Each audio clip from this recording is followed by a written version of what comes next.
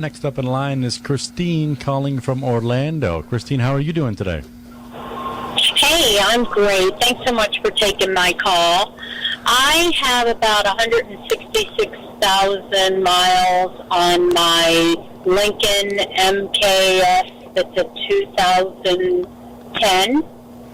And I'm just wondering, what I need to do to keep it running. It runs great, but I'm thinking, what about the belts?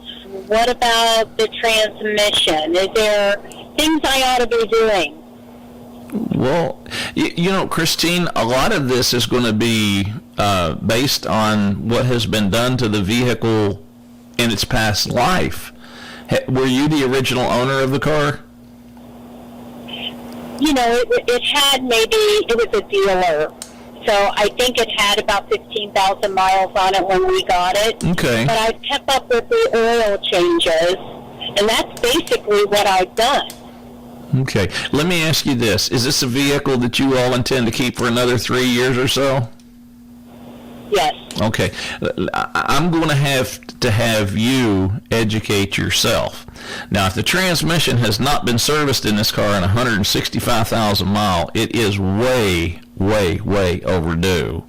Okay. And belts and hoses and that sort of thing, and some of the plastic cooling system parts all need to be evaluated to see if they need to be replaced. But if it's never had a tune-up, I'm sure it's way overdue. Never had a tune-up. Oh wow! Listen, this car's been good to you under the circumstances. It has. I'm gonna tell you the big thing. This is the big thing, and we had a caller earlier with a similar vehicle that was manufactured by Ford, and they didn't know about this issue either. But Christine, you and your family or whatever, you need to go online and you need to Google search like 2010 Lincoln MKS engine failure / water pump. It's very important that you do this to understand not only the importance, but just you're with the miles that's on this vehicle. I'm surprised it's still going. If you've never had the water pump replaced, they rarely last that long. Now, the water pump on these vehicles is internal. It's behind the front timing cover. And what winds up happening is it can leak coolant right into your engine oil without you ever knowing it. It'll fill your engine oil becomes completely diluted with coolant. And you won't know you've got a problem until the engine overheats. Then by that time, the coolant and the oil has ruined your engine, and you'd have to replace the motor. But I really want you to go online on the internet and research this problem. They've been many a class action suits here in the U.S. for some reason or other.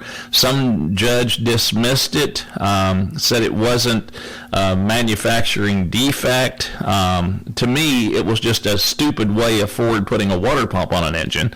But it is internal. People don't know when it fails, and they lose engines on account of it. And to put a new motor in that vehicle, like I told one of our previous callers, a used engine installed in that car is probably $6,500. New remanufactured motor is probably over $10,000. And being a 2010 model car, that's a huge investment to make into an older car that's got 165,000 miles on it. So this is one of those cases where you really need, if you're going to keep it, you got to do the water pump. There's not even a question mark. It has to be done. And unfortunately, it's a pretty good sized job to do it. And considering the miles that's on this one, I'd probably want to go ahead and do timing chains and the water pump at the same time. And then, of course, it will need tune-up and, some cooling system work. And by all means, service the transmission with a good synthetic fluid like Amsoil. But, Christine, what I'm sitting here babbling off is going to run into some money. But, the bottom line is, if you can make an investment like that into this car, keep the dependability factor of it up without having to replace a motor or transmission, and you get a few more good years out of it without, being burdened with car payments, you really, like I said, you really need to make a commitment, number one. And number two, educate yourself. I'm some guy on the radio that does know quite a bit about cars, but you need to research this on your own and understand the importance of it. There's an old cliche, it's called borrowed time. That car is on borrowed time. You get a hold of us and let us know, and if we can help you with it, we definitely will, and we appreciate your call. You guys are way far away from me. I'm in East Orlando, almost to Cocoa. So do I take it to a dealer? Christine, you wouldn't be able to afford to do that with that car at a dealership. It would be so expensive that it would be, listen, hon, we have vehicles towed to us and brought to us from Tampa and Lakeland, Sebring, Merritt Island. We literally have Melbourne. We have cars at our place from all over the place. Your best bet would be to call JD up at the shop, have him reserve you one of our $8.99 a day rental vehicles, hop in one of those and drive it until yours is ready to go. And that's the best bet. To pay what a dealer service department is going to charge would be ridiculous. And number two, see, most dealer service departments don't really want to get involved with a vehicle if it's over 10 years old, because there's really no parts for them through the dealership.